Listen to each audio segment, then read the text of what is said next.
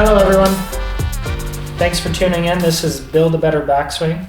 My name is Tj McMullan from Cruces Total Golf. I am a Class A golf instructor out of Las Cruces, New Mexico. The reason why I'm making this video is I want to create something that people can look at to help them practice while they're indoors and practice efficiently, so that when they do have time to go outside to either hit balls or play golf, they've already have solid fundamentals and they can focus on more of the ball flight, what's the ball doing, and how to play the game, rather on, what am I doing in my swing that is, creating all these crazy patterns. I'm a firm belief that most of our practice can be done indoors or in the backyard with or without a golf ball that will create good fundamentals and create a lot of good mechanical stuff that we can rely on down the stretch. Okay, so what we're going to go over today in the Build a Better Backswing portion is we're going to go over the leg movements, okay, the lower half movements, and the timing mechanism that I like to place in a lot of golfers, a lot of junior golfers, so they understand what shots are created by things getting out of sequence. Now, the first thing we want to go over is how does the lower half move. I am a big fan of a center post pivot, meaning you're staying centered in your backswing. There's not too much pressure shift. There's the idea of rotating instead of shifting. Doesn't mean that you can't be a left post pivot, feeling more pressure on your lead side into the backswing, or a right post pivot, loading up back here.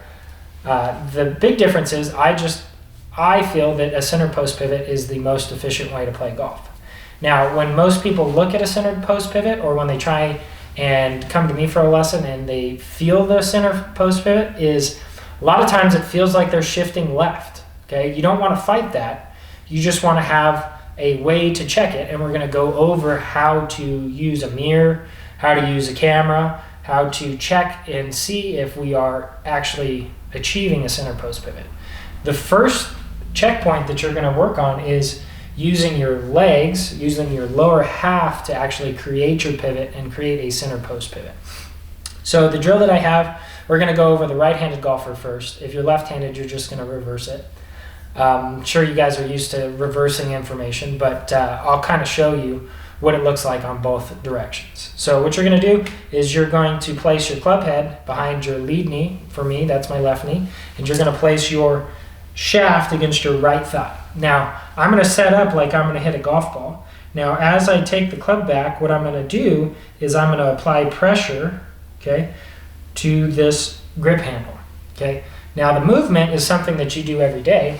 As you walk, you'll take a step, and your lead leg, whichever leg steps forward, is going to increase its flexion, and your trail leg is going to straighten. That's the same thing in our golf swing. So if I place this here, I'm going to set up with my hand, okay, and I'm going to rotate back. Now, as I'm rotating, I'm pushing the grip to get the feeling of our adding flexion in our lead knee and straightening that trail leg. Okay, so as you're doing this, you're getting a great feeling of the lower half movements. If I was a left-handed golfer, I would just switch it, club behind my right knee, shaft on my left thigh, okay, and then as I go up to hit a ball, I'm going to push on it, okay.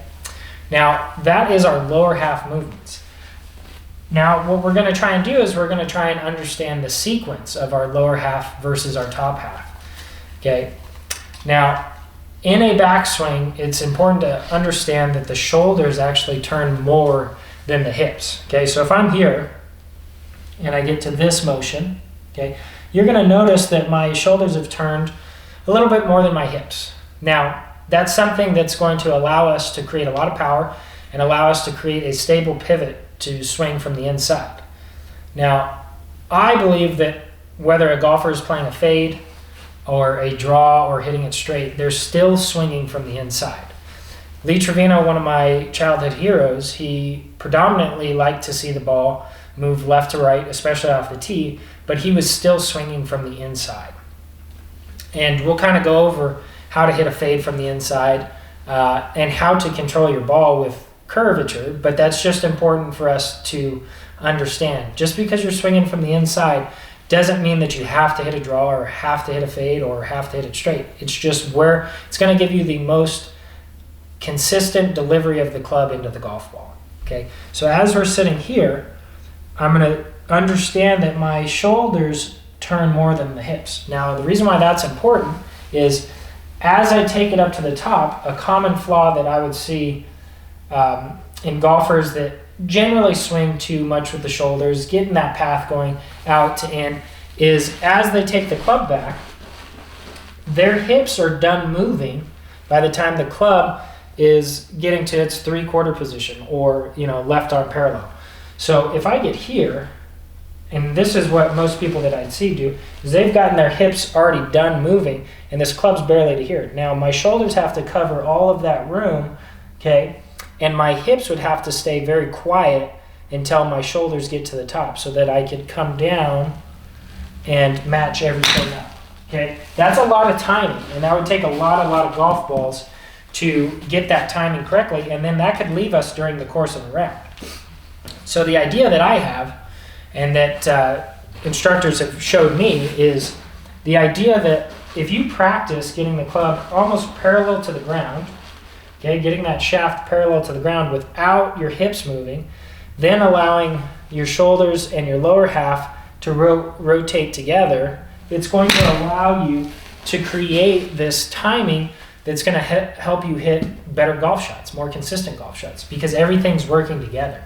You're synced, you're staying connected. That's a term that a lot of instructors use, but the idea is you're connecting your upper half to your lower half. Now, a lot of times, when you see golfers that rotate early, they can still maintain their connection. I just think it's less consistent. And I'm trying to build the most consistent backswing to help your forward swing out. Now, when we do this, it's going to take quite a few golf balls, quite a few practice reps, getting this feeling. And then when you look at it on slow motion camera, you're going to notice that essentially your hips are rotating early in the backswing, but they're working slower and they're more connected to what your upper half is doing. So the idea is once you get to the top of your backswing, everything's done moving so that you can work together on the downswing, okay? So just understanding, I don't need to turn my hips really fast in order to hit the ball hard. I need to use my lower half and my upper half together to create the most efficient amount of power, okay? Now, the reason why I have a grid set up, and we'll go over how to set up a good grid and how to set it up efficiently, is it helps me understand how to take the club back without getting into some common faults. Now, one of the biggest common faults that I see is the forearms rolling back, okay? So what you'd see is the club head gets too far inside, okay? So I get here, okay? Then I'm gonna have to reverse it early in the downswing in order to hit the ball correctly, okay? Now, it's not that correct, but it allows you to hit ball first, ground second. Now, the problem with it is it's going left, okay? Or you leave the face open and you're getting a big peeler, okay? So when you get here, everybody just thinks, well, I can still swing from the inside, but then you're gonna have to manipulate your shoulders, then you're gonna get into a stuck position, then you're gonna miss more to the right, okay?